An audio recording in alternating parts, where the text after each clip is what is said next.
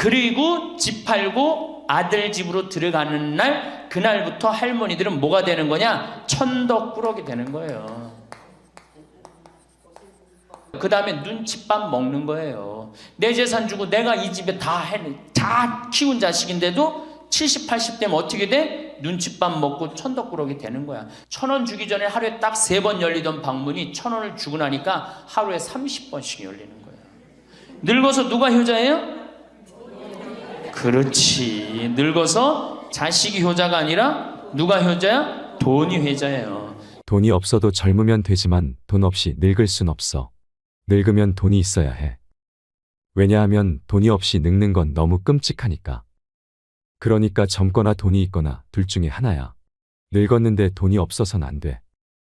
여러분은 이 말에 얼마나 동의하시나요? 황창현 신부님의 행복특강에서는 늙으면 돈이라도 있어야 하는 진짜 이유에 대해 말씀해 주십니다. 밥 먹고 사는데 돈이 필요한 것은 젊어서나 늙어서나 마찬가지입니다.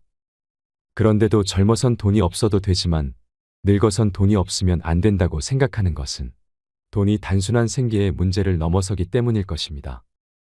금쪽 같던 자식과 멀어지고 평생토록 친했던 친구와도 멀어지고 비참한 노년을 보낼 수 있기 때문이지요. 젊을 때는 돈이 많으면 좋고 늙어서는 돈이 많아야 좋다고 합니다. 노후에 돈에 대한 관심이 많아지는 것은 돈은 노년의 생존뿐만 아니라 자신감, 자존감도 지켜주기 때문입니다. 늙어서는 자식이 효자가 아니라 돈이 효자라고 합니다. 늙어서 돈이 많으면 좋겠다고 생각하는 순간을 3가지만 꼽는다면, 첫 번째, 부모님이 사위 며느리에게 돈을 줄 때, 손주들에게 용돈을 줄 때입니다. 노후에 용돈을 줄 여유가 있는 노인분들은 용돈을 주고 나면 그냥 그 모습만 보고 있어도 기분이 좋다고 합니다. 돈을 줄 수 있을 정도면 여유 있고 넉넉하기 때문에 화목할 가능성도 높습니다. 어른들이 여유가 있으면 집안 분위기도 자연히 좋게 된다고 노후 전문가들은 말하고 있습니다. 늙어서 돈이 많으면 좋겠다고 생각하는 순간, 두 번째, 가족 중 아픈 사람이 있는데 병원비 하라면서 병원비에 보태 쓸 일부라도 돈을 줄 수 있을 때입니다. 아프면 돈이 최고라고 하는 분들이 많습니다. 아픈데 돈이 없으면 정말 서럽기 때문인데요. 물론 본인이 병원비를 낼 수 있을 정도로 준비해야겠지만 늙어서 아플 때 치료도 마음껏 못 받고 아무 도움도 받을 수 없으면 슬프고 괜시리 우울한 건 어쩔 수 없습니다. 그리고 나이 들수록 줄어드는 통장 잔고를 들여다보면 역시나 돈이 최고라는 생각이 든다고 합니다. 선물을 받아도 필요 없고 쓸데없는 인형이나 영양제를 받는 것보다 현금 봉투가 최고다 하는 것은 나이 들수록 더 그런 것 같습니다. 특히 노후에 돈이 없어서 치료를 못 받는 것은 악몽이나 마찬가지입니다. 그래서 노후에 의료비라도 넉넉히 준비해 놓으려면 내 주머니에 돈이 두둑해야 합니다. 제 지인은 남편이 입원했는데 수술하는데 큰 돈이 들어가 앞이 막막했다고 합니다. 그런데 친정 부모님과 형제들은 조금이라도 보태라면서 돈을 주는데 시부모님이 이런 방구 없어서 서운했다고 합니다. 마음이 없어서였을 수도 있지만 돈이 없어서 마음을 표현하지 못하는 경우도 수두룩이지요. 노후에 돈이 없으면 사위 며느리에게도 어른 역할을 못할 수 있는 것이 현실입니다. 늙어서 돈이 많으면 좋겠다고 생각하는 순간, 세 번째, 가족끼리 여행을 하거나 식사를 하는데 부모님이 식사값을 낼 때입니다. 자녀로서 부담이 덜하게 됩니다. 식사비가 적은 금액이 아닐 텐데 부모님이 맛있는 음식을 사주신다면 감사한 마음도 들 것입니다. 식사비를 낼 수 있는 부모님도 기분이 좋을 것이지요. 어떻게 보면 작은 순간들이지만 그 순간마다 어른으로서 역할을 해준다면 모두가 기분이 좋을 것입니다. 아니라고 할 수도 있겠지만 인생 성적표는 인생 후반에 얼마만큼의 돈을 모았느냐로 판단할 수 있다고 보는 사람들도 많습니다. 늙어서 어른 노릇을 하고 어른 대접을 받으려면 돈이 있어야 합니다. 오늘 황창현 신부님의 행복특강을 통해 내 노후를 지키는 현명한 방법에 대해 깨닫는 시간이 되시길 바랍니다. 영상이 마음에 드신다면 구독과 좋아요, 알림 설정 부탁드리겠습니다. 그리고 내 곁에 소중한 이들에게 이 영상을 공유해 주세요. 황창현 신부님의 행복특강, 지금 바로 시작하겠습니다. 할머니 한 분이 저한테 기가 막힌 시를 하나 저한테 주셨어요. 그래서 이거 읽으면서 시작하면 좋을 것 같아요. 제목은 허무입니다. 허무. 부생 모육 그 은혜가 태산보다 높고 큰데 청춘 남녀 많다지만 효자 효부 안 보이네. 시집가는 새색시가 시부모를 마다하고 장가가는 아들들은 살림나기 바쁘도다. 그러니까 아들 키워도 소용없다니까. 그냥 여우 같은 마누라 그냥 쫓아나가기 바쁘다 이거죠. 제 자식이 장난치면 싱글벙글 웃으면서 부모님이 훈계하면 듣기 싫은 표정이네. 시끄러운 아이 소리 잘한다고 손뼉치며 부모님의 회심 소리 듣기 싫어 빈정대네. 제 자식이 오줌똥은 맨손으로 주무르나 부모님의 기침갈에 불결하여 밥 못 먹네. 과자 봉지 들고 와서 아이 손에 쥐어주고 부모 위에 고기 한 근 사올 줄을 모르도다. 애완동물 병이 나면 가축병원 달려가고 늙은 부모 병이 나면 그러려니 태어나고 10자식을 키운 부모 하나같이 키웠건만 10자식은 한 부모를 귀찮스레 여겨지네. 그래서 여기저기 다니면서 길에서 죽는다며요. 아들 많이 키우면은 그냥 이 집에 쫓겨가고 저 집에 쫓겨가고 가다가 자식 위에 쓰는 돈은 아낌없이 쓰건만은 부모 위에 쓰는 돈은 하나둘씩 따져보네. 자식들의 손을 잡고 외식함도 작건만은 늙은 부모 위에서는 외출 한번 못하도다.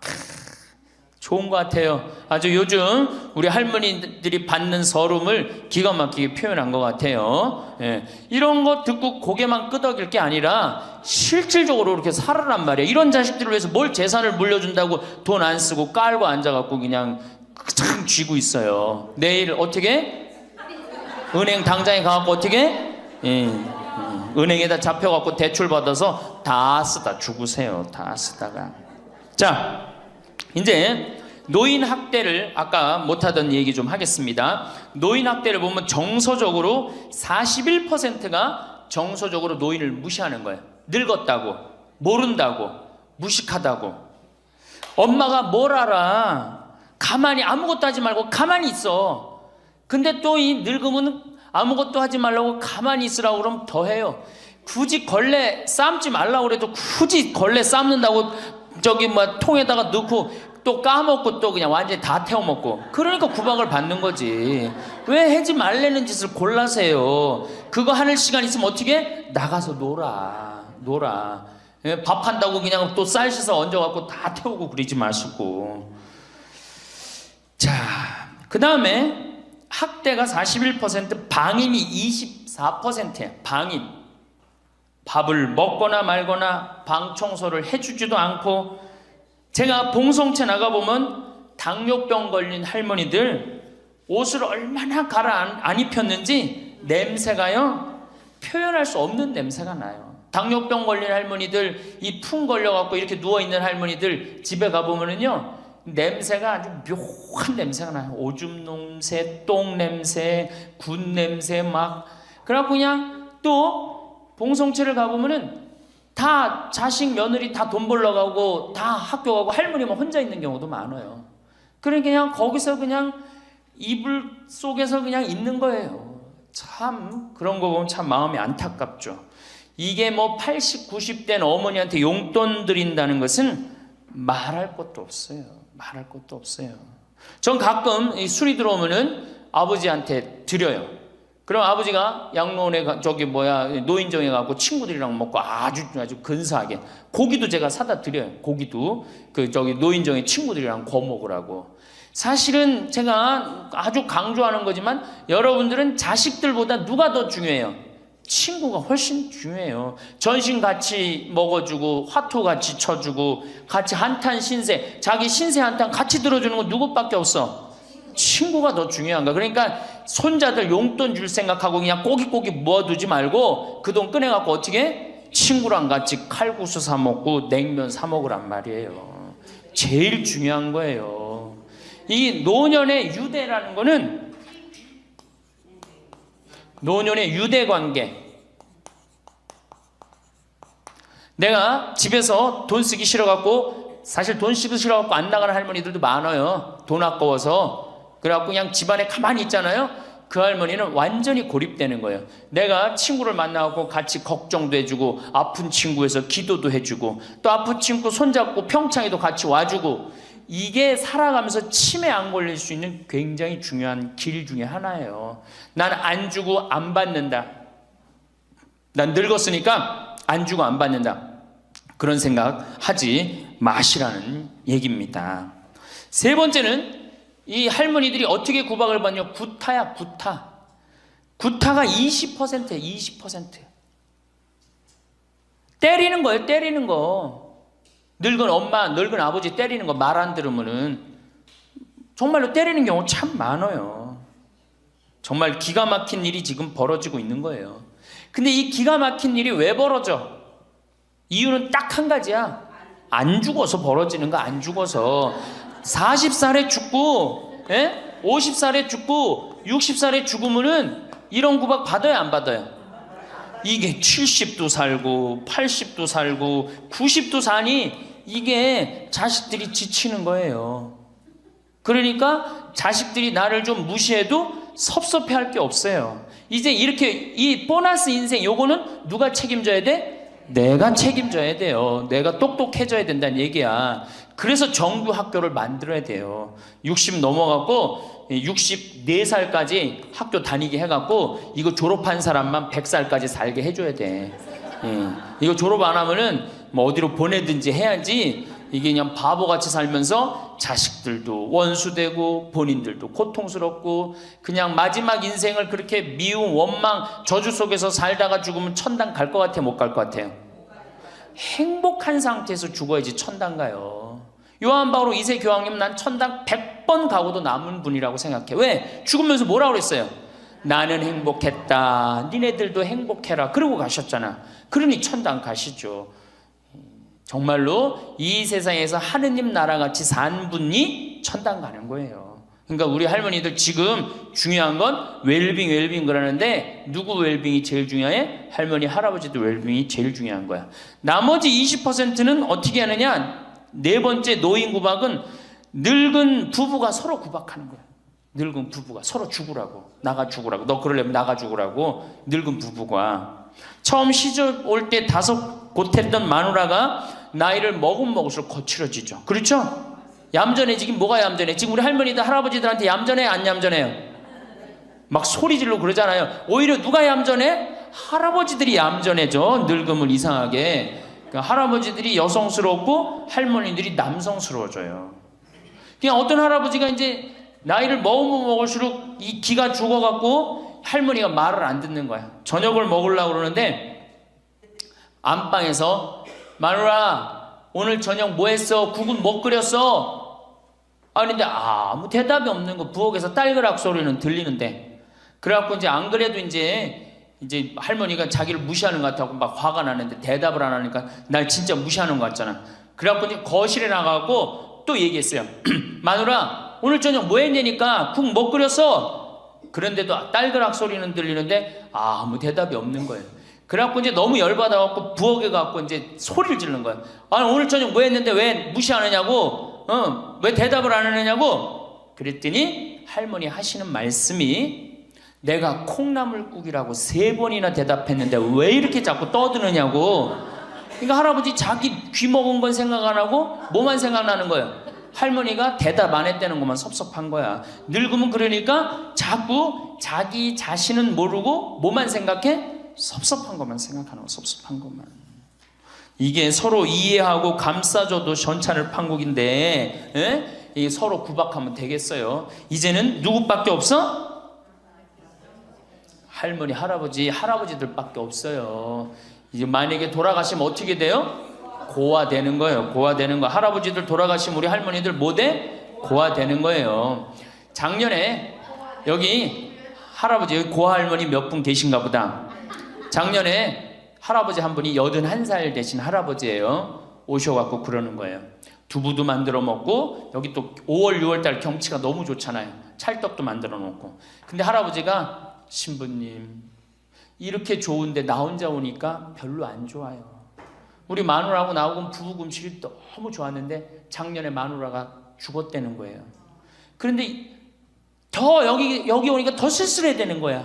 이 좋은 거 같이 봤으면 얼마나 좋을까. 이 앞에 강 바라보고 탁 저녁에 모닥불 펴놓고 놀고 아까 두부 만들어갖고 막걸리 한잔하고 이 좋은 걸 같이 했으면 얼마나 좋았겠느냐 이거예요.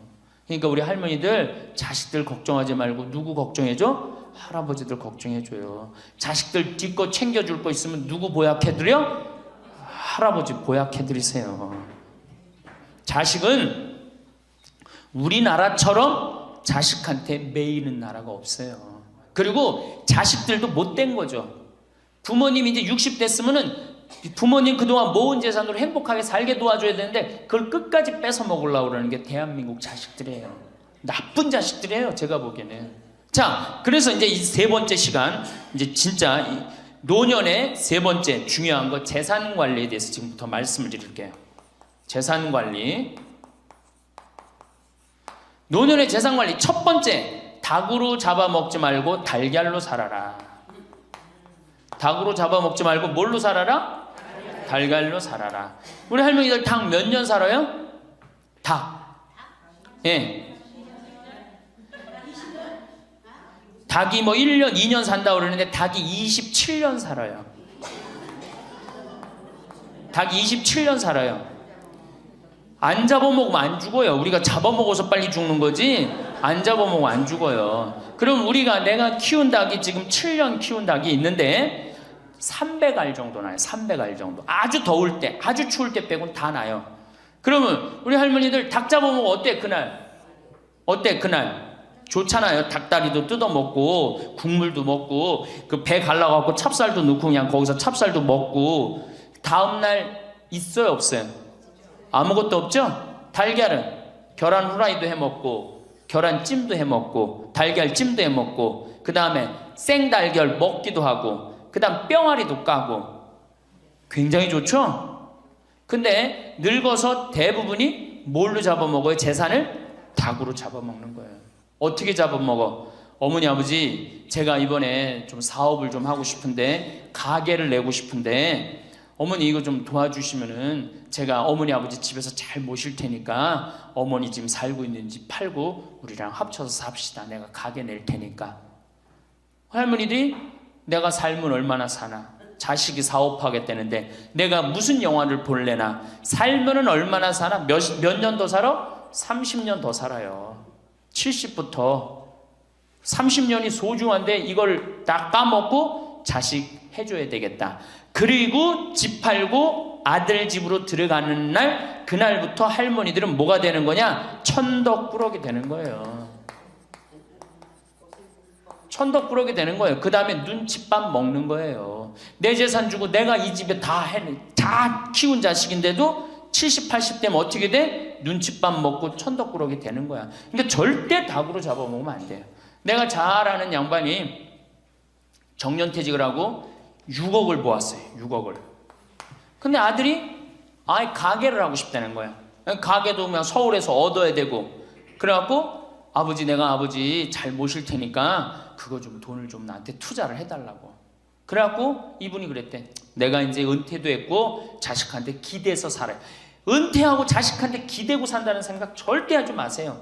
은퇴하고 그 돈 가지고 내가 알아서 살아야지 이 돈 자식한테 주고 기대서 살아야지 그 생각하지 마. 그래서 거지근성을 버리라는 거예요. 제 얘기는 뭐든지 늙으면 거지근성이 생겨요. 자식한테 기대서 살고 어디 가면 날 해주길 바라고 그렇죠? 이 생각을 버려야 돼. 이제 독립적인 주체로 살아가야 된다는 생각을 해요. 그래서 자식한테 6억을 딱 줬는데 다음날 이자가 나와야 안 나와요? 다음 달 안 나오죠? 이 은행에다 넣으면 이자 아무리 못 돼도 한 200만 원, 300만 원 나올 거야. 그럼 200만 원, 300만 원 원금도 있고 이자도 200만 원, 300만 원이면 어떻게 해요? 쓸만해져? 근데 아들은 자기 사업 유지하기도 바쁜데 부모님 한 달에 200만 원, 300만 원 용돈 드릴 수 있어요? 없어요? 우리 자식들 의식 속에는 무슨 의식이 있어? 부모 돈은 내 돈이라는 의식이 있어요. 도둑놈 심보가 있단 말이에요. 도둑놈 심보가. 결국은 이분 60 넘은 젊은이 아니야. 젊은이. 이분 어떻게 아파트 경비 나가고 있어요. 결국은 자기 인생 누가 망친 거야? 본인이 망친 거예요. 본인이 자기 발등 누가 찍은 거야? 그래서 이제 누구 원망해? 자식 원망하는 거예요. 원망하고 있는 거예요. 누가 잘못했어? 할머니들이 잘못한 거지. 할아버지들이 잘못한 거지. 남은 30년 인생 휴가다. 보너스다. 내가 가지고 이제까지 벌은 거 이거 갖고 잘 써야 되겠다. 이 생각을 하셔야 된다는 겁니다. 재미난 얘기 하나 있죠. 충청도에 할아버지 한 분이 중풍으로 누웠는데 집안에 대가족이 살아. 큰아들 작은아들 다 농사짓고. 근데 중풍으로 누워봐. 이 똥 오줌 막 못 가리고 이러면은요 정말로 참 아무도 안 들여봐요. 근데 그냥 그 대가족이 사는데 하루에 밥 3끼 들어올 때 외에는 방문이 안 열리는 거예요. 그러니까 이 할아버지가 기가 막히잖아. 손자도 있고 손녀도 있는데 3번밖에 방문이 안 열리니까 하루는 큰아들을 부른 거야. 얘야 저 논 두만지기 좀 팔아와라. 아버지 누워있는데 무슨 돈이 필요합니까? 글쎄 그거 내 땅 아니냐. 두만지기를 팔아왔어요. 그랬더니 이거 은행에 가고 1,000원짜리로 바꿔와라. 1,000원짜리로 바꿔왔어요. 이거 내 이불 밑에다 깔아라. 쫙 깔았어요. 그러고 난 다음에 방문 열릴 때마다 1,000원씩 얹어준 거예요. 아니 손자놈들이 가만히 보니까 방문 열릴 때마다 1,000원씩 나온단 말이야. 할아버지 학교 다녀오겠습니다. 그러니까 어떻게? 너 학교 가서 맛있는 거 사 먹어라. 1,000원. 학교 다녀왔습니다. 1,000원. 1,000원 주기 전에 하루에 딱 3번 열리던 방문이 1,000원을 주고 나니까 하루에 30번씩 열리는 거예요. 늙어서 누가 효자예요? 그렇지. 늙어서 자식이 효자가 아니라 누가 효자야? 돈이 효자예요. 늙어서는 이 재산 관리를 참 잘하셔야 됩니다. 어떻게 잘하셔야 되느냐 하면은 자 우리 할머니들 내가 이제 늙은 노부모가 있어요. 큰아들 최고 아니야? 둘째 아들도 있고 딸도 있고 막내딸도 있어요. 그런데 누구한테 자꾸 사업비를 대줘? 큰아들한테 계속 사업비를 대줬어. 그런데 부모한테 돈 뺏어갖고 사업하는 놈 중에 성공하는 놈들 없어요. 쉽게 들어온 거 갖고 어떻게 성공을 해요? 그래갖고 이놈이 IMF 때 쫄딱 망했어. 쫄딱 망해갖고 집도 다 날라가 버렸어. 집도 다 날라가니까 이 노부부도 이제 돈 한 푼 놓고 다 날렸어. 보증선 것까지 해갖고 은행에 다 날렸어. 그러면은 둘째 아들네 집에 가면 둘째 아들이 받아줄 것 같아? 안 받아줄 것 같아? 안 받아주죠? 나 힘들고 어려울 때 어머니 아버지가 나한테 해준 게 뭐 있냐고 그 좋아하는 큰아들한테 가라고 그 쫓겨나는 거예요. 그럼 여기 딸한테 가면 딸이 받아줄 것 같아요? 그 좋아하는 엄마 아들한테 가라고 그러고 갈 데가 아무것도 없는 거예요. 나이 먹어갖고 한 자식한테 재산 주는 것처럼 어리석은 게 없어요. 그리고 재산을 줘서도 안 되고 그러니까 기브 앤드 테이크를 해야 돼. 나이 먹어서 기브 앤드 어떻게? 테이크 주고 받아야 돼. 제가 평화방송에서도 한번 얘기했지만 우리 어머니가 저한테 예전에 내 차가 고장이 났었어요. 에어컨이. 그랬더니 내 차를 한번 타보시더니 신부님 차 고장이 나고 어떻게 하느냐고 그래갖고 은행에서 돈을 찾아갖고 10,000원짜리를 이렇게 신문지에 싸갖고 왔어요. 그래갖고 이렇게 싸갖고 왔어요. 그래서 어머니가 주신 돈으로 소나타 EF 소나타 골드를 샀어요. 그러니까 내가 어머니가 나한테 그 엄청난 좋은 차를 사줬기 때문에 난 지금 어머니한테 용돈 드리는 거 하나도 아깝지 않아요. 아깝지 않을 뿐더러 지금 내가 용돈을 앞으로 10년을 들여도 못 갚아요. 그러니까 기브 앤드 테이크야. 우리 누나도 어머니가 차를 한 대 사줬어요. 누나도. 그래갖고 어머니가 강원도 놀러 가고 싶다. 언제든지 모시고 와. 왜? 차 사줬으니까. 지리산 놀러 가고 싶다. 그럼 언제든지 모시고 가요. 기브 앤드 테이크예요. 큰아들, 딸이 대학에 들어갔어요. 작년에 어머니가 그렇더라고. 내 첫 손녀 대학 들어가니까 대학 등록금은 내가 내마. 그거 딱 내주는 거예요. 얼마나 좋아요. 네. 그러니까 우리 집은 어머니가 수원 정자동에 사는데 자식들이 반경 1km에 다 붙어 삽니다. 왜 붙어 살까요? 떨어지는 고물이 있잖아요. 떨어지는 고물이. 네. 그러니까 반경 1km 다 붙어 사는 거예요. 또 반대로 제가 우리 자식들한테 원칙을 정해놨어요. 부모님한테 용돈 드리는 원칙. 그래서 우리 어머니 아버지가 1년에 연봉 2천만 원이 넘어요. 자식한테 받는 용돈이. 많이 받죠? 그러면 그 돈 가지고 어머니 아버지가 당신을 위해서 쓰십니까? 또 모아뒀다가 어떻게? 자식한테 쓰고. 그래야지 치매가 안 걸리는 거예요. 저는 정말로 감사한 게 우리 어머니 아버지가 아직도 아파서 병원에 입원 한 번도 안 했다는 거예요. 지금도 뭐 이제 소백산에 송이 캐러 가신다고 나한테 전화를 하셨어요. 가실지 안 가실지 모르겠지만 그럼 또 소백산 꼭대기까지 뛰어 올라갔다 뛰어 내려오는 거예요. 우리 아버지. 그게 좋은 거예요. 부모 자식 지간이 그래야지 뭐가 싹 터요? 사랑이 싹 트는 거예요. 효도는 이제 없어진 시대고 뭐만 남아있는 거예요? 사랑을 하느냐 안 하느냐만 남아있는 거예요. 이걸 누가 잘해야 돼? 할머니들이 잘해야 되는 거예요. 한 자식한테 몰아주지 말고, 네? 어느 자식 불쌍하다고 뭐 계속 보증서 주지 말고 그럴 것도 없어요. 그냥 은행에 가갖고 어떻게 딱 맡기고 난 다음에 그거 갖다가 쓰면 되는 거예요. 자, 닭으로 잡아먹지 말고 뭘로 해라? 달걀로 살아라. 그러니까 자식한테 절대 주지 말고. 황창현 신부님의 강의가 어떠셨나요? 노후에 어떻게 실리적으로 살아야 하는지를 잘 알려주는 명강이었다고 생각합니다. 자식들을 위해서 재산을 물려준다고 돈을 안 쓰고 깔고 앉아있는 부모님들이 많습니다. 꼬깃꼬깃 손에 쥐고 나를 위해서는 쓰지도 못하고 저 세상에 가면 이 세상에 온 보람을 못 느끼지 않을까요? 죽을 때 후회가 없으려면 이제부터라도 나를 위한 인생을 살아야 합니다. 남은 30년 인생, 휴가다 보너스다. 내가 여태까지 벌어둔 돈, 이제부터 잘 써야 되겠다. 이런 생각을 하셔야 합니다. 황창현 신부님의 강의 중에 충청도의 중풍으로 누워 계신 할아버지의 이야기는 정말 감명 깊었습니다. 우리의 현실을 고증하는 이야기였다고 생각되는데요. 언젠가 우리도 똥오줌 못 가리고 하루하루 먹고 살아가기 바쁜 가족들이 나를 들여다보지 않는 그런 순간이 올 수 있습니다. 그럴 때 요양원, 요양병원에 가게 되더라도 한 번이라도 누군가 더 찾아오기 위해서는 노후에 내가 가진 것이 있어야 합니다. 물론 내가 살아온 발자취가 멋있는 분이라면 더욱 금상첨화이겠죠. 하루에 밥새끼 들어올 때 말고는 열리지 않던 방문이 논 두마지기 팔아서 그 돈으로 야금야금 용돈을 주었더니 하루에 방문이 30번씩 열린다니 참 기가 막히면서도 이게 현실이다 싶지요. 1,000원을 이불 밑에다 쫙 깔아두고 방문 열릴 때마다 1,000원씩 얹어주니 손자놈들이 안 하던 인사를 다 하고 말이지요. 늙어서는 자식이 효자가 아니라 돈이 효자라는 말이 이런 데에서 오는 것 같습니다. 그러니 늙어서는 재산 관리를 잘 하셔야 합니다.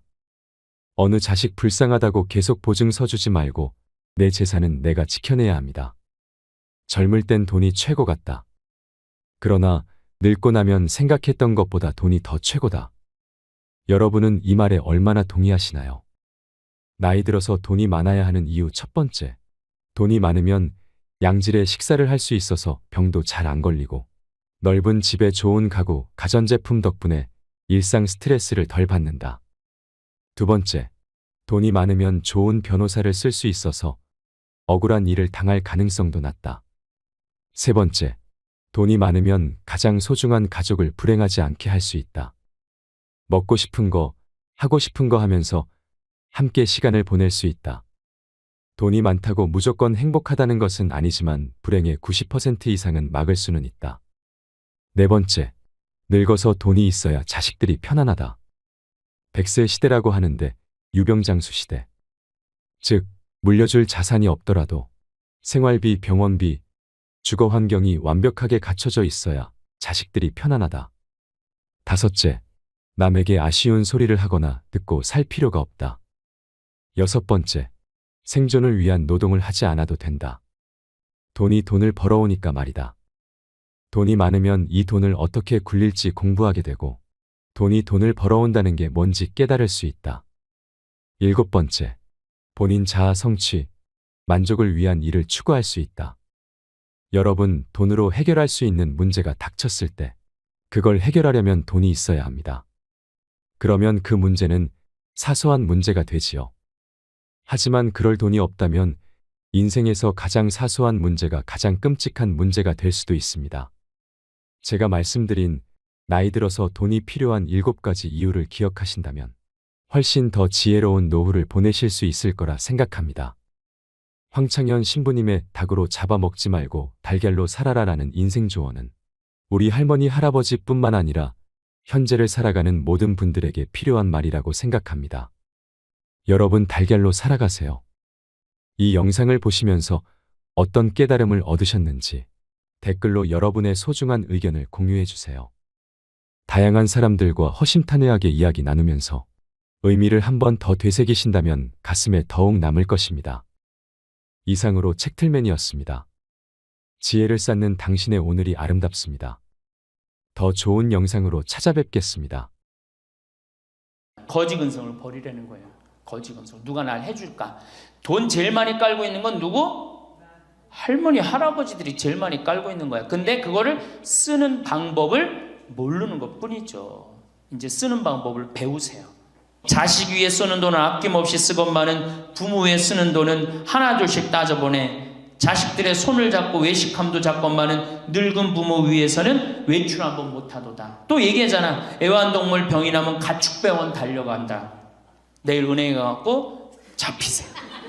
잡혀갖고 대출해갖고 한 달에 100만 원씩 딱딱 연금으로 이렇게 빼서 딱딱 쓰는, 돈 쓰는 재미로 늙어서 살아야지 그 재미 없으면 못 살아요. 그러니까 어떻게 죽을 수가 있는 거야? 꼴까닥 죽을 수가 있는 거야. 돈을 쓰다 죽어야지 꼴까닥 죽는 거지, 안 쓰고 가만히 있으면 바로 병든다는 거예요. 바로 병든다는 거예요.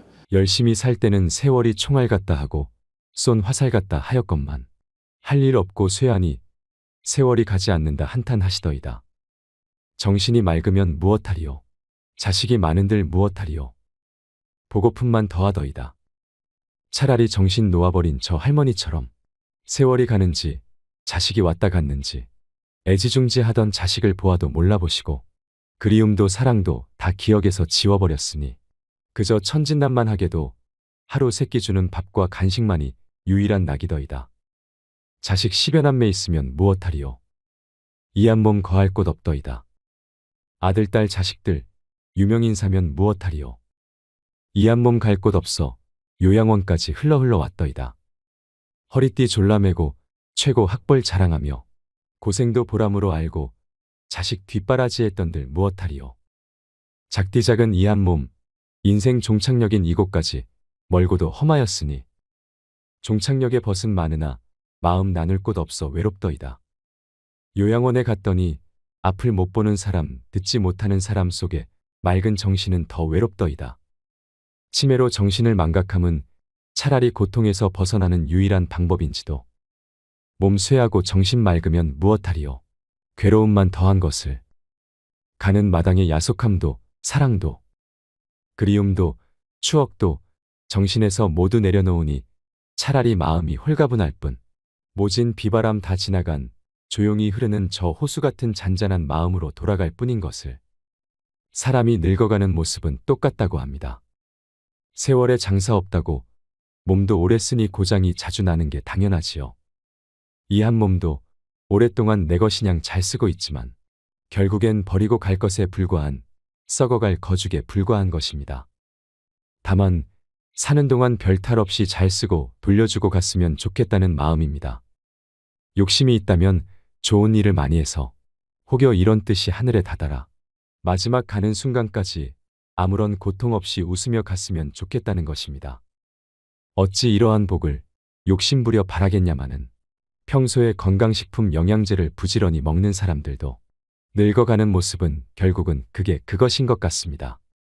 멀어지는 젊음을 놓지 않으려고 발버둥 치는 모습은 가여움마저 들게 하지요. 세월은 속일 수 없는 법입니다.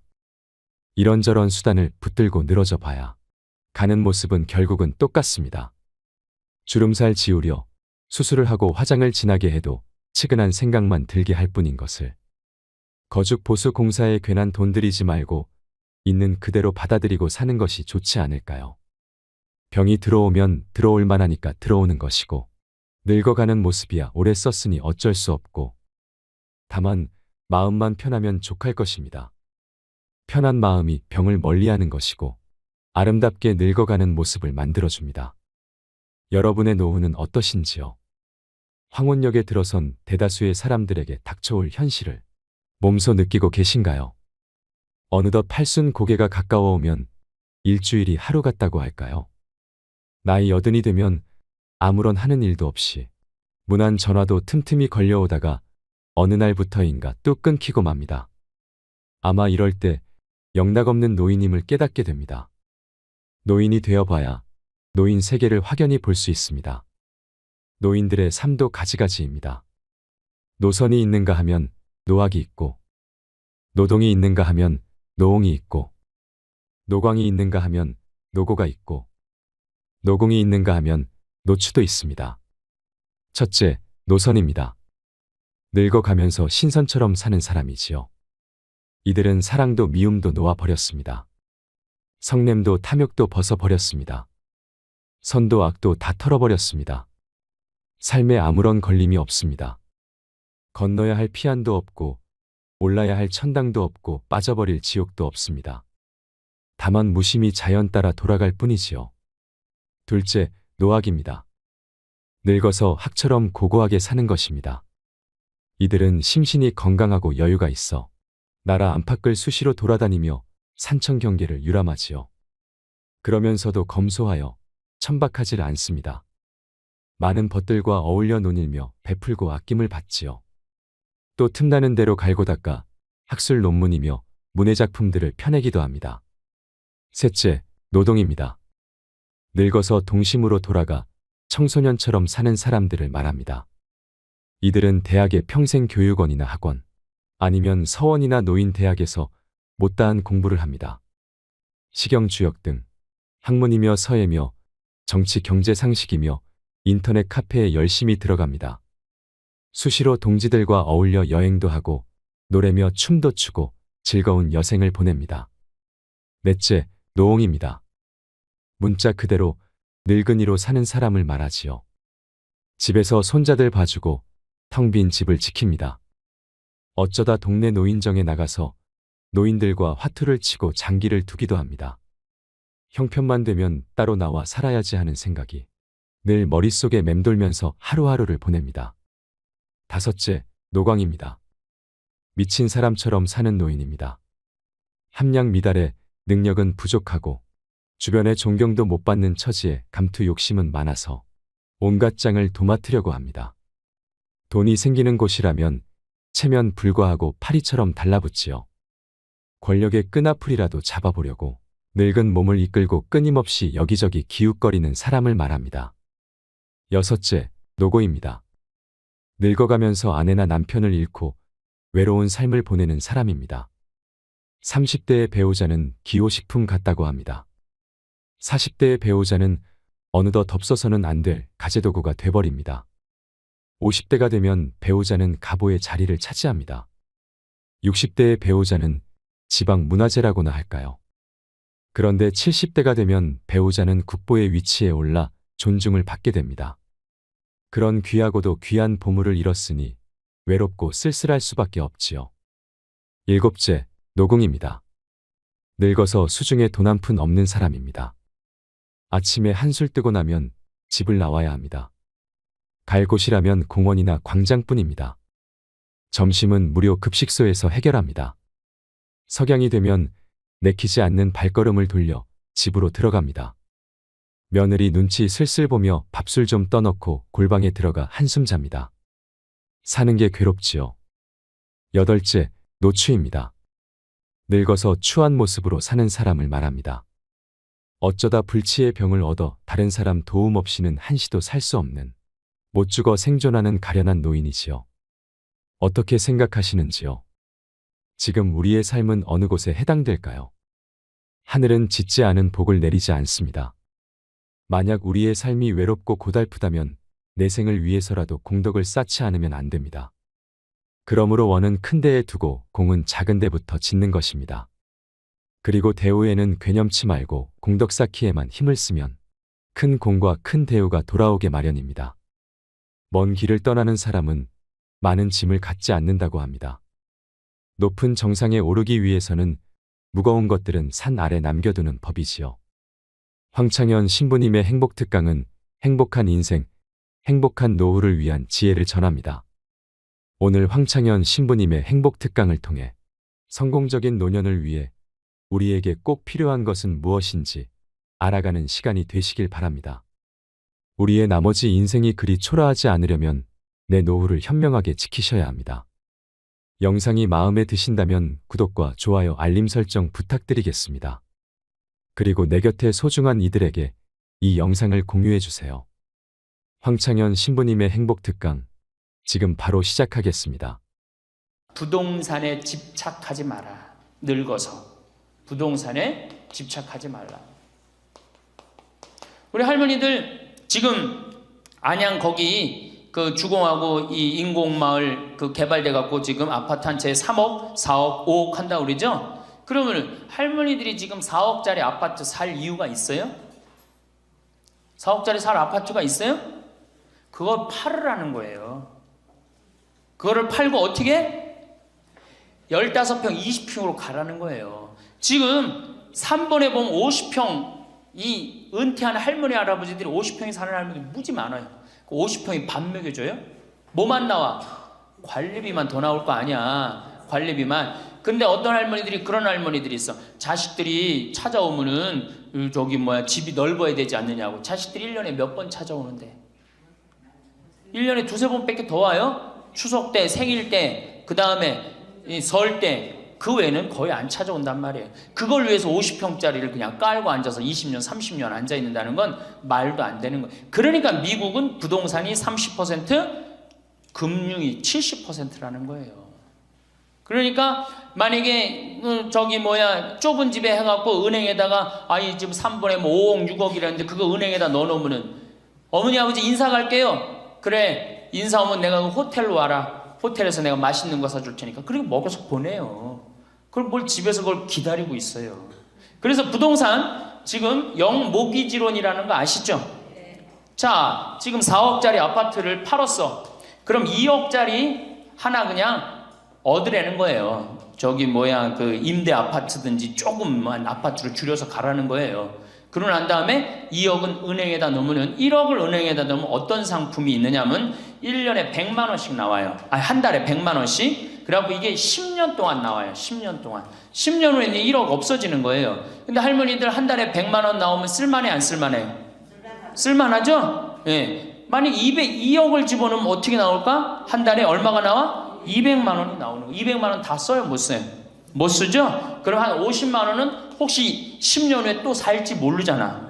그러니까 그거 또 은행에다 연금으로 또 하나 묶어두라는 거 10년 동안. 그럼 10년 후에 또 나온다는 얘기예요.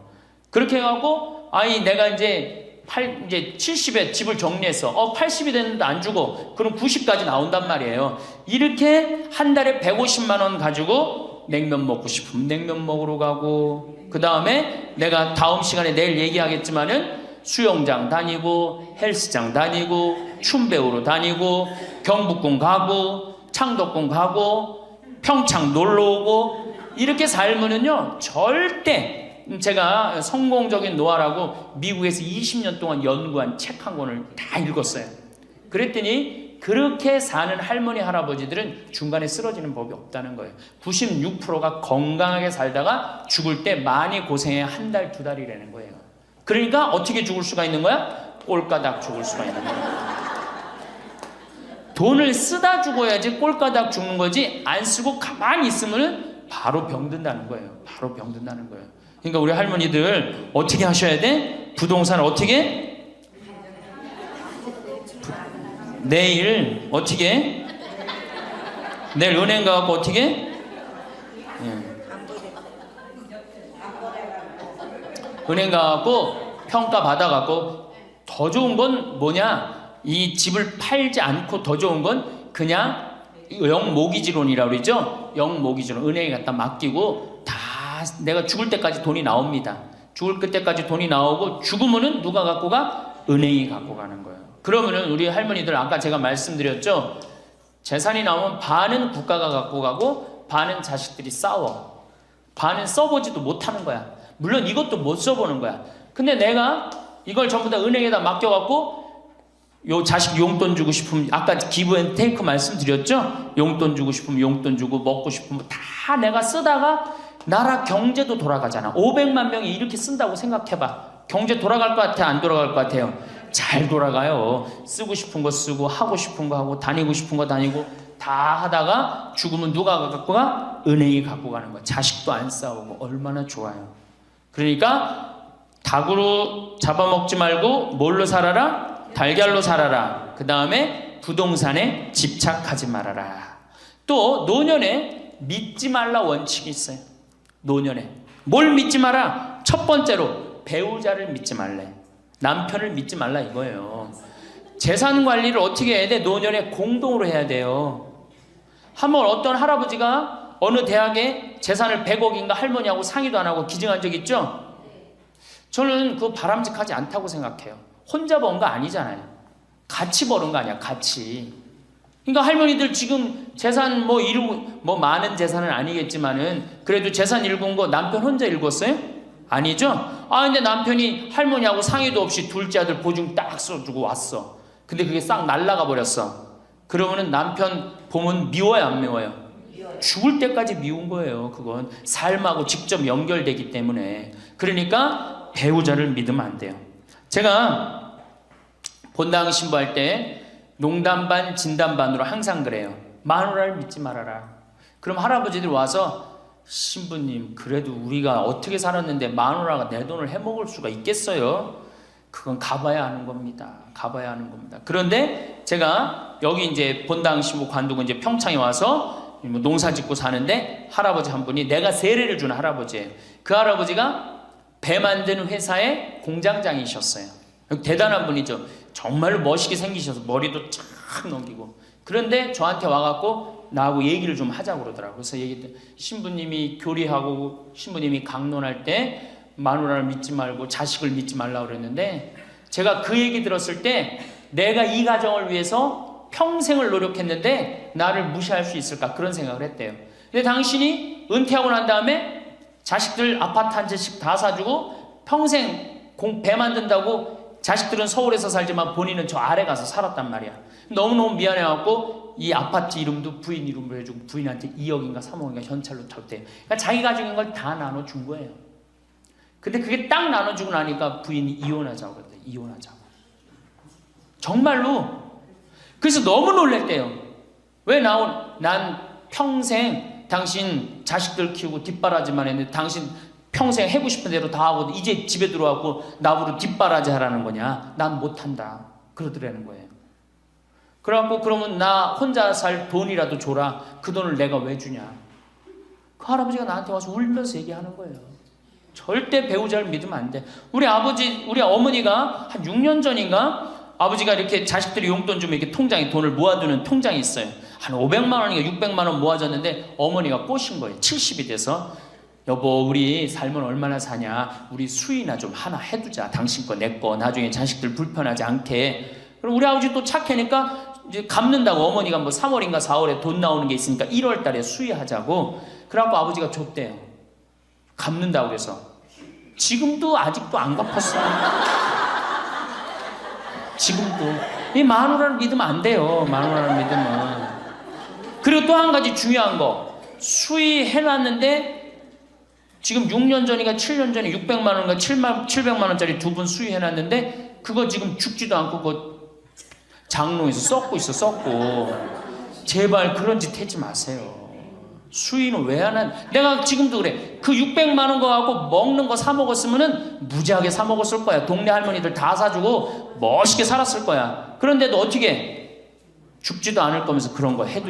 우리 어머니 아버지는 뭐 제가 이거 장담하는 건 좀 그랬지만 지금 근력으로는 최소한 10년은 더 사세요. 그러니까 20년 후에 죽을 수의를 70에 해둔다는 게 말이 돼요? 안 되는 거지.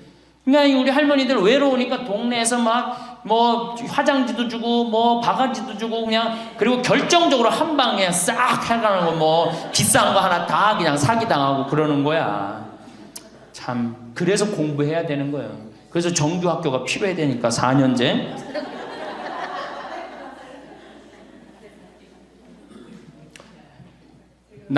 배우자를 믿지 마라. 두 번째 누구를 믿지 마라? 자식을 믿지 마라. 올해 아주 재미난 통계가 하나 나왔어요. 자식을 고생해서 이 자식을 다 키웠잖아요. 자식이 생활비로 지원받는 게 70 넘은 부모님들이 자식한테 1년 동안 생활비 지원받는 게 100만 원이야. 100만 원. 40%의 부모님들이 자식한테 1년에 100만 원 지원받아요.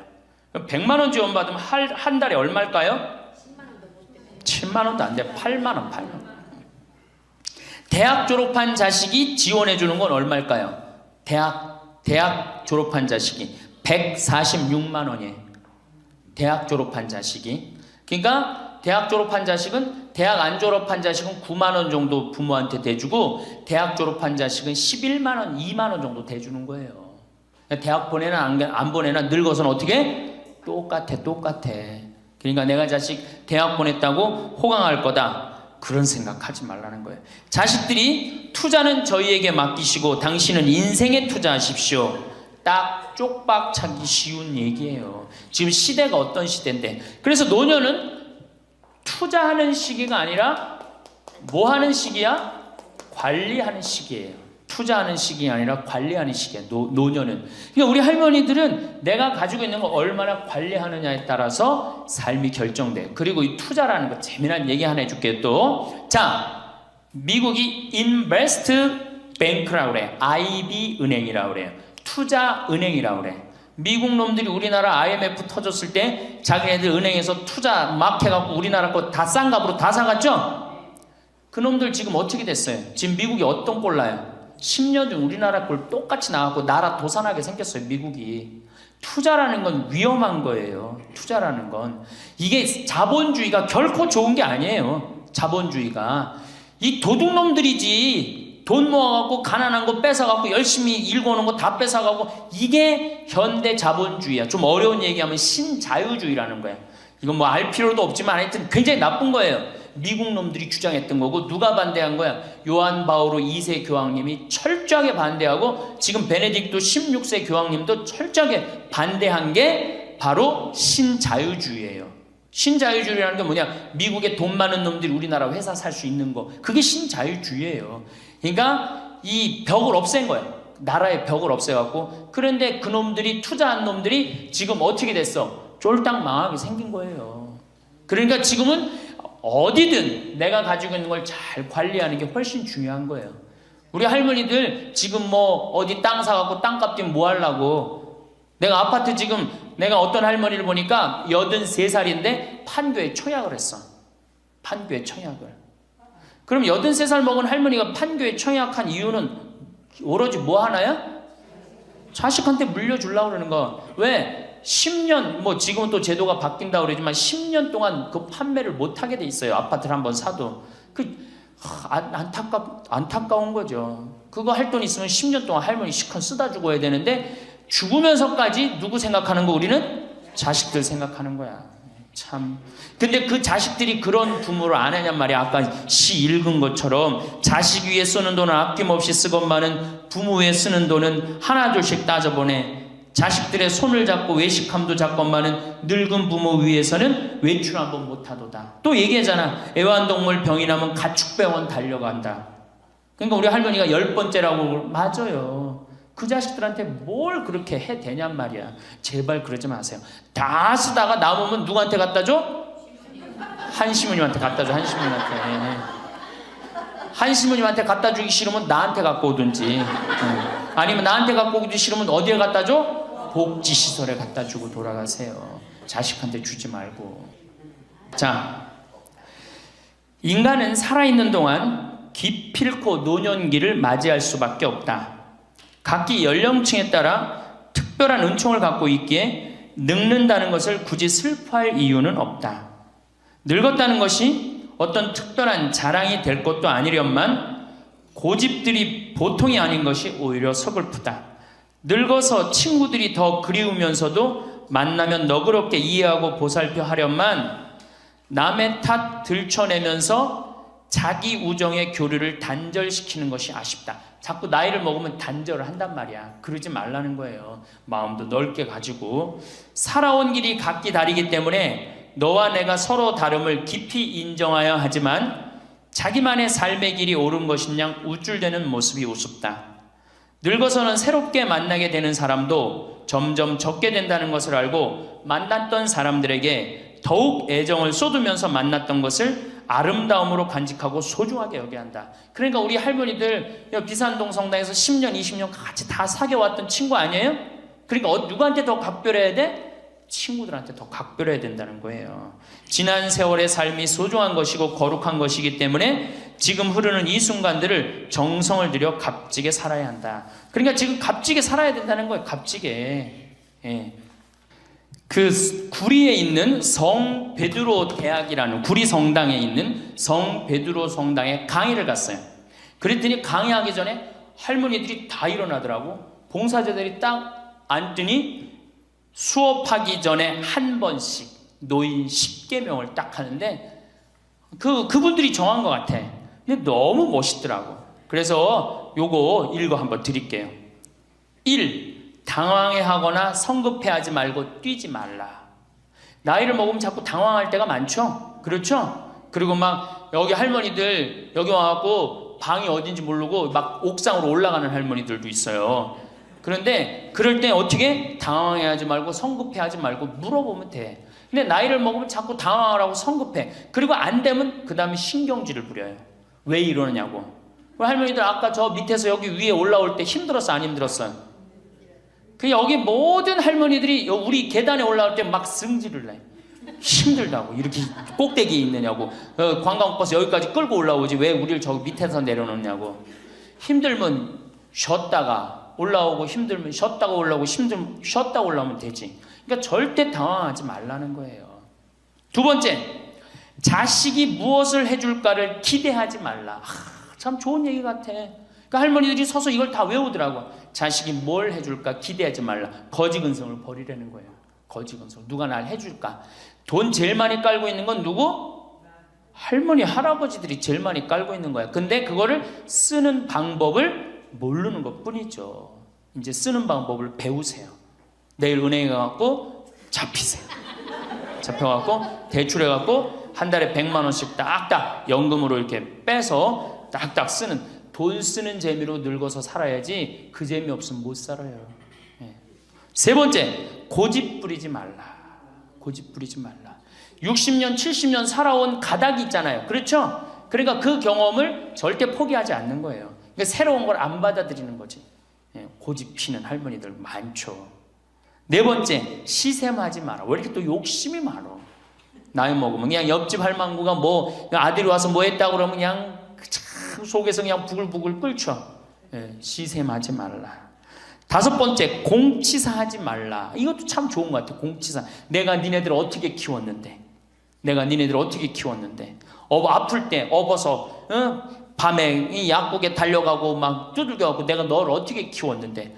그냥 대동아 전쟁부터 뭐 이렇게 할 얘기가 많아. 얘기만 하면 그냥 대동아 전쟁에 시집와갖고 고생한 얘기, 6.25 전쟁 때 피난 간 얘기, 전쟁 끝나고 나는데 똥구멍이 찢어지게 가난하게 고생한 얘기, 그냥 줄줄이 그냥. 어떤 할머니는 비산동에 있었던 그 할머니는 아마 돌아가셨을 거야. 굉장히 나이 먹은 할머니인데 고해소에 들어오면요 3공학에 잘못한 거, 4공화국에 잘못한 거, 5공화국에 공화국별로 죄를 고백해요. 그런데 이 할머니는 죄의 본질은 뭐야? 이렇게 힘들게 내가 살아왔는데, 내가 자식 하나를 키웠는데 이 자식이 너무너무 속을 썩여갖고 지난주에 너무 속상해갖고 줄미살 빠진 거야. 죄는 줄미살 빠진 건데 이 줄미살 빠지는 과정을 3공화국부터 설명을 해야 돼. 3공화국, 4공화국, 5공화국.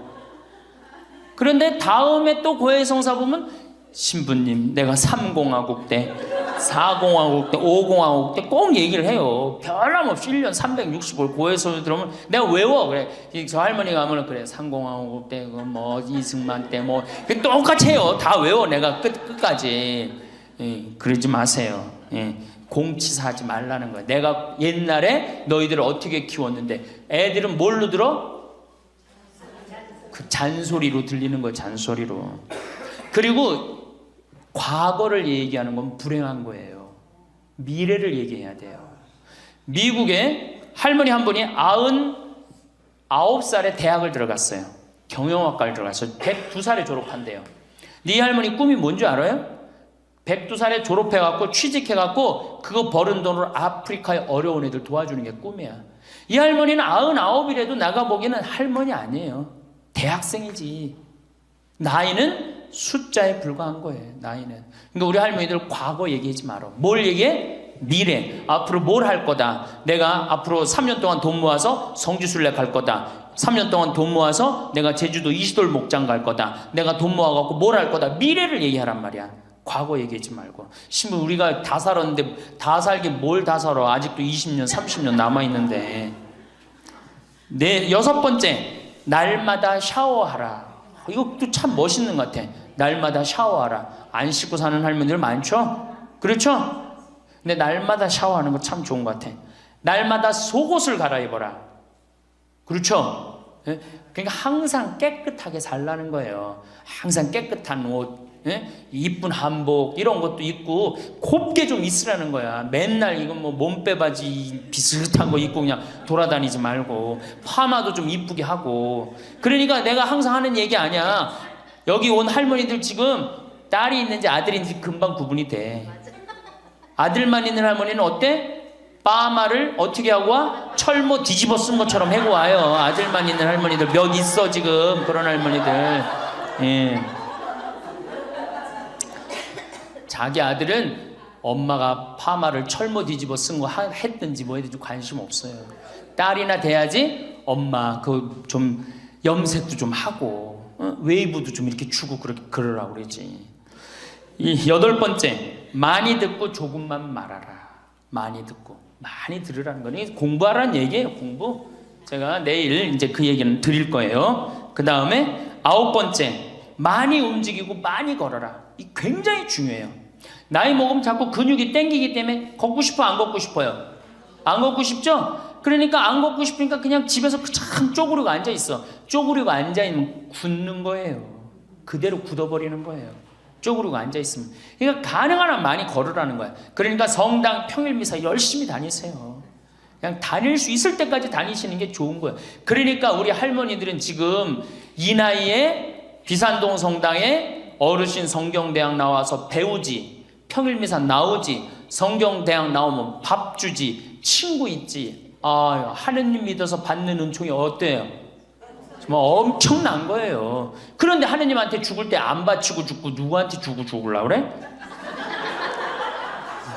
외국의 신앙이 깊은 사람들은요, 죽을 때 다 교회에 기증하고 죽어요. 신앙이 깊은 사람들은 자식한테 물려준다는 생각이 없어요. 우리나라처럼 이렇게 자식한테 매이는 나라가 없어요. 열 번째, 이게 이제 그 얘기를 딱 해내. 욕심을 줄이고 나누어 주어라. 욕심을 줄이고 나누어 주어라. 계속 나눠 주고 이제 얼마 안 남았는데 뭘 그렇게 끌어안아? 계속 나눠 주라는 거예요. 계속. 그래서 이게 우리 할머니들, 제가 우리 할머니들 보면은 어디 잔치집에 가면은 뭐부터 챙겨? 음식 싸가려고 그러죠? 욕심 피는 거예요. 음식 싸가려고 그러고 하나라도 더 가져가려고 그러고. 아니 지금 가지고 있는 거 고아원에 떡 한 번 갖다 주고 무료양론에 밥 한 번 더 갖다 주는 게 지금 급선무지. 내가 싸갖고 가갖고 그거 다 상한 거 뭐 하려고 먹어. 그러니까 우리 할머니들 어르신 성경대학에 전심 줘야 안 줘요? 주죠? 1년에 보통 며칠 정도 얻어먹어요? 한 40일? 한 달에 4번 정도 먹으니까 방학 있고 그러면 한 40일 정도 얻어먹죠? 40일 얻어먹으면 양로원에, 무료 양로원에 가서 밥 한 끼 대접해야 될 거 아니야. 어르신 성경대학이 먹고 땡! 그렇지? 먹고 땡이죠? 그러니 이게 이게 하느님의 자식이 아닌 거지. 껍데기만 자식인 거죠. 이제 어떻게? 욕심을 줄이고 나누어 주어라. 난 이 구리성당 그 성베드로 대학에서 일어나고 이걸 외우는데 멋있더라고요. 그러니까 우리 할머니들도 이렇게 노년을 멋있게 사세요. 그렇게 사셔야 된다는 거예요. 제발 자식 걱정하지 말고. 감사합니다. 여러분, 황창현 신부님의 행복 특강이 어떠셨나요? 늙어서는 돈 쓰는 재미로 살아야 꼴가닥 죽을 수 있다는 말이 참 감명 깊었는데요. 부동산에 집착하지 말라는 현실적인 조언도 좋았습니다. 노년에 믿지 말아야 하는 것 2가지. 배우자와 자식 이야기는 어떻게 들으셨나요? 예전에 어떤 할아버지가 할머니하고 상의도 안 하고 대학에 재산을 몇백억 기증했다는 사연은 제가 뉴스에서 본 적이 있는데요. 이런 분들 때문에 노년에 배우자를 믿지 말라는 말이 나오는 것 같습니다. 어쨌든 평생을 함께 살며 모아온 재산은 부부의 공동 소유인데 이 할아버지처럼 막무가내로 혼자 기부를 결정하는 것은 옳지 않다는 생각이 듭니다. 황창현 신부님도 그것은 바람직하지 않다고 말씀하시는데요. 노후의 재산 관리는 공동으로 해야 하는 것이 당연하다고 생각합니다. 70 넘은 부모님들이 자식한테 1년 동안 받는 용돈의 액수는 정말 놀랐습니다. 40%의 부모님들이 자식한테 1년에 100만 원도 지원받지 못하는 것이 현실이라고 하는데요. 자식한테 한 달에 10만 원도 안 되는 용돈을 받아서 어떻게 노후 보장이 될까요? 그러니 이제는 스스로 건사해야 합니다. 자식에게 부양을 기대할 수 없다는 것을 인정해야 합니다. 자식에게 내 노후를 맡기지 마세요. 자식에게 올인하다가 쪽박 차는 부모님들이 많습니다. 황창현 신부님의 말처럼 노년은 자식에게 투자하는 시기가 아니라 내가 가진 것을 관리하는 시기입니다. 요즘 노인들 사이에서 우스갯소리로 회자되는 노인 10계명을 말씀드리고 싶은데요.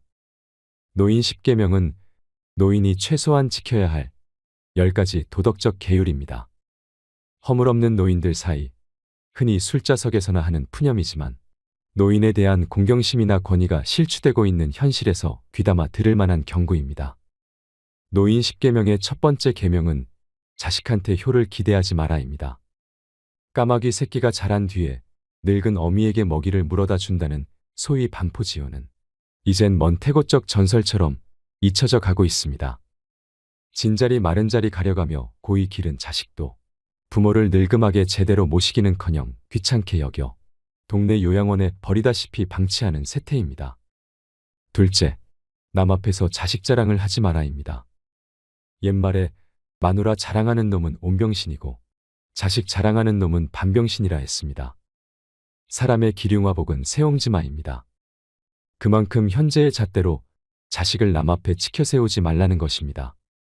셋째, 남 앞에서 아는 척, 잘난 척 하지 마라입니다.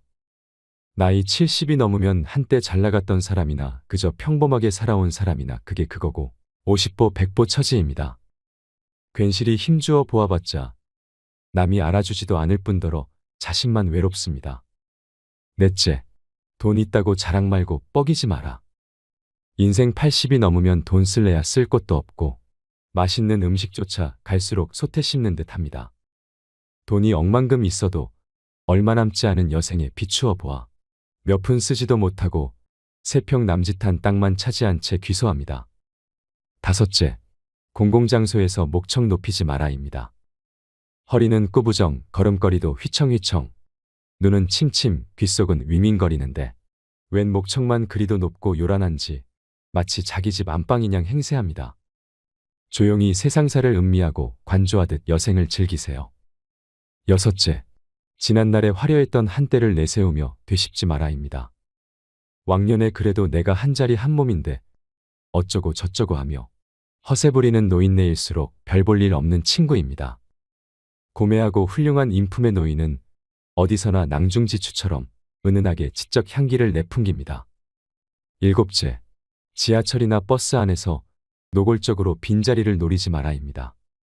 경로석이 마치 자신만의 전용석이나 되는 듯 승차하자마자 두 눈을 두리번거리고 좌석에 양보를 바라는 듯한 행동을 보이지 말아야 합니다. 이미 앉아있는 사람도 나름대로 다 사정이 있고 이유가 있을 터입니다. 여덟째, 대중이 있는 장소에서는 일행 중 다른 사람을 부를 때 의식적으로 고위직 직함이나 교수 박사 등의 호칭을 외치듯 부르지 마라입니다. 높은 직함을 부르는 것이 자기와 동일시하고자 하려는 심리적 언행일지라도 듣는 다른 사람에게는 거부감과 불쾌감을 자아냅니다. 아홉 번째, 자식에게 가진 재산을 몽땅 털어 넘기지 마라입니다. 재산을 자식한테 전부 넘겨주고 얹혀 살며 눈칫밥이나 얻어먹고 쥐꼬리만한 용돈이나 타쓰는 처량한 신세는 상상만 해도 끔찍스럽습니다.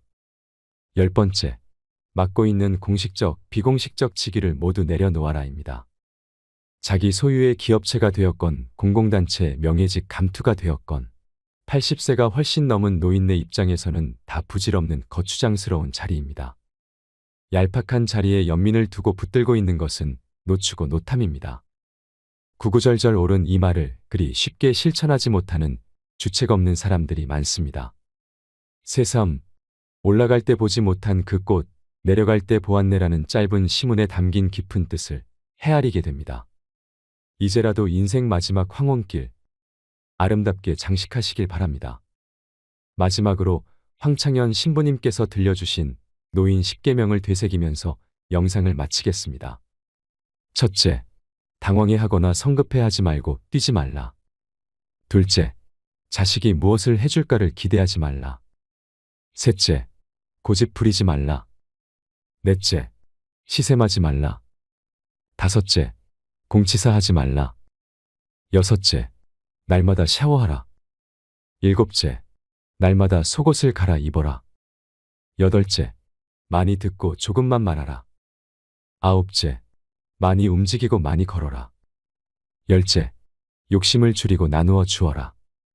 하나도 버릴 말이 없는 것 같습니다. 이 영상을 보시면서 어떤 깨달음을 얻으셨는지 댓글로 여러분의 소중한 의견을 공유해 주세요.